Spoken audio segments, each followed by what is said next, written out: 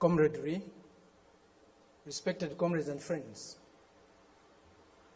In a truly fair, free and peaceful world, democracy takes many forms of expression, not only one. I believe democracy is a government in which all the people participate, in which the interests of the people reign supreme, in which their country's sovereignty, their country's honor is at the top.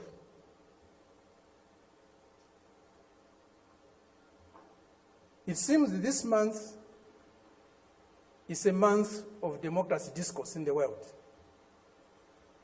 At the end of this month, there will be a conference in Lusaka, or a summit in Lusaka, Zambia, my country, led by the United States. They have come to Southern Africa to teach us democracy. A country that was opposed to our liberation, a country that supported colonial regimes, the apartheid regime in South Africa, the white racist minority regime in Zimbabwe, now Rhodesia, now Zimbabwe, the Portuguese colonial governments in Mozambique, in Angola, in Guinea-Bissau, and Cape Verde, today is coming to Africa to teach us about democracy. A country that has toppled so many governments in Africa, that has led so many coups in Africa and other parts of the world, a country that has killed so many of our leaders in Africa and other parts of the world, the killers of Patrice Lumumba, those who toppled Kwame Nkrumah, those who killed Nasser,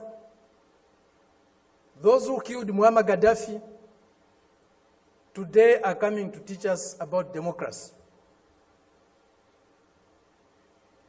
A country that has been built on brutal force, on enslavement of other human beings, on the humiliation of Africans, the exploitation of Africans, the plunder of Africa, today is coming to teach us about democracy.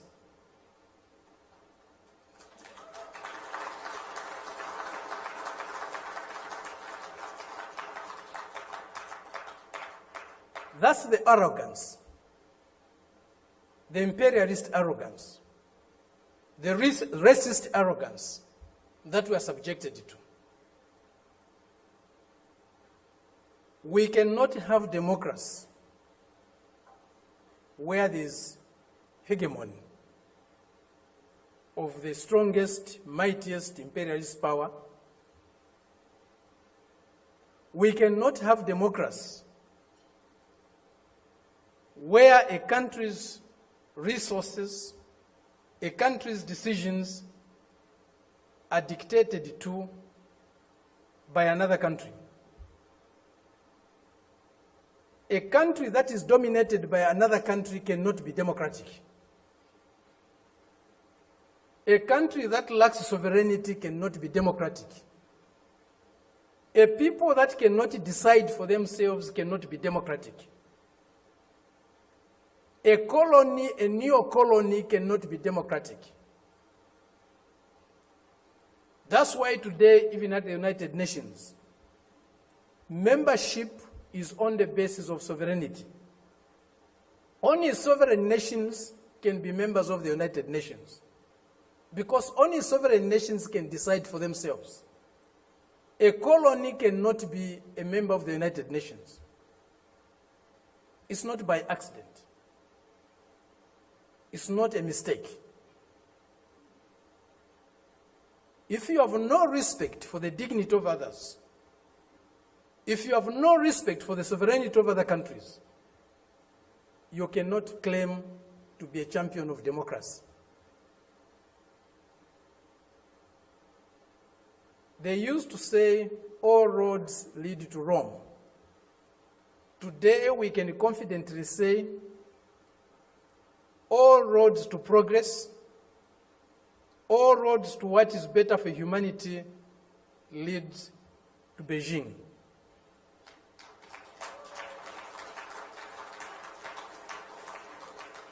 This is a country, this is a people that have developed themselves, that has developed itself without colonizing any country in the world, without plundering any country in the world, without subjugating any people in the world.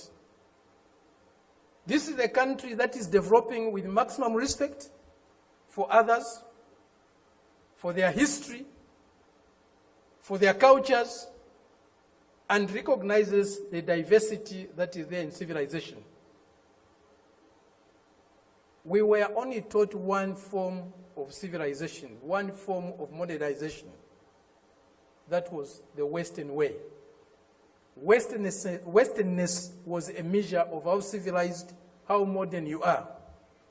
We reject that. We reject it because it's not correct. We reject it because it's undemocratic. We reject it because it's uncivilized to think of the world and of other people in that way. Today, they cannot accept the fact that China has caught up with them. China is about to surpass them in many areas of human endeavor. The imperialist arrogance is inhibiting them from accepting that reality. The racist arrogance is inhibiting them from accepting that reality. But the world is changing. The changes we are witnessing today, as President Xi said in Moscow recently, or the other day, they have never been seen in 100 years. They have shaped a world that they themselves today are scared of. And they have shaped a world that is not sustainable. Democracy, human development is not sustainable on the basis of plunder, on the basis of enslavement, on the basis of humiliating other people every day. That is a system we are seeing today, a system that will not survive if plunder is eliminated, if subjugation of other peoples, other nations is eliminated, if inequality in the world is eliminated.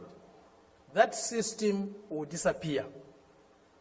The only system that can survive and can endure for long is a system that is based on mutual benefit, win-win relationships, mutual respect for others, accommodation and tolerance of others, and fraternal love for all humanity. This is what we find in China today. This is what China's example is showing us. Indeed, all paths are different. There's no path that is the same, even if they are leading to the same destination. Each path has got its own characteristics. We are seeing that, we are learning that, we are experiencing that today with China.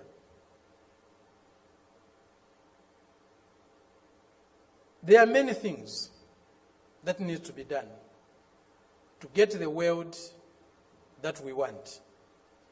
A more just, a more fair, a more peaceful world is possible.